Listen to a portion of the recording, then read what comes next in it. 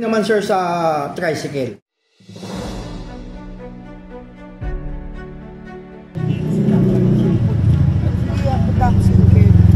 Kailangan kasi ito na.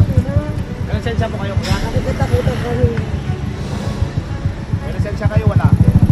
Wala pa kayong headlight. Mabilis pa kayo magpatakbo. May pila nyo na lang doon.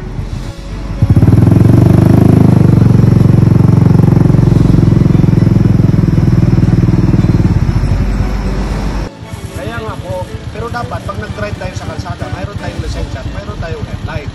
Ngayon po, yung sinabi ng batas, pag wala tayong lisensya at nag-drive tayo, gumamit pa kayo ng blinker, wala na.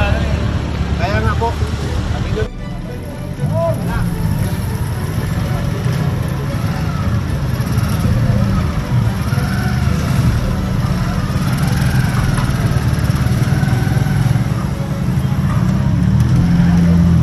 Ano naman kayo ORCR?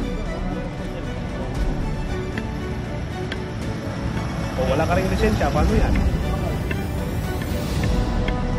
Tapos wala kayong headlight. Makakadisgrasya talaga kayo dyan. Ano yan sir? Parang all-in wala? Grand Slam ang tawag Grand nila Slam. doon. Oo, Grand Slam wala.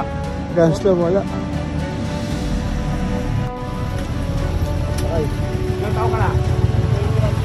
Lisensya. Ilan mo na naman.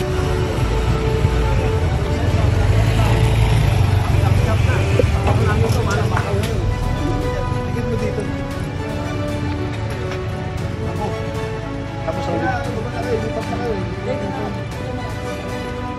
oo, malapit naman junk shop dito. Kukuha na namin sa truck. Wala kang dokumento nito, di ba? ORCR, wala din.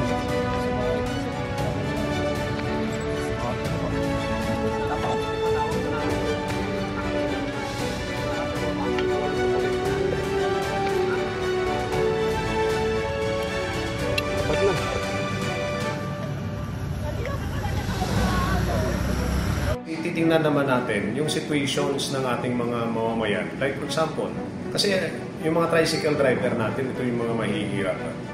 So we are in the level or nasa information drive pa lang tayo dito. Kasi nga, nasanay na tayong hindi sumusunod sa mga ordinansa o hindi sumusunod sa batas kasi walang nagpapatupad dito. Nasa process pa tayo ng information drive. Pero, kung higpitan na talaga natin yung batas, kapag wala kang ORCR, there are violations that are impoundable.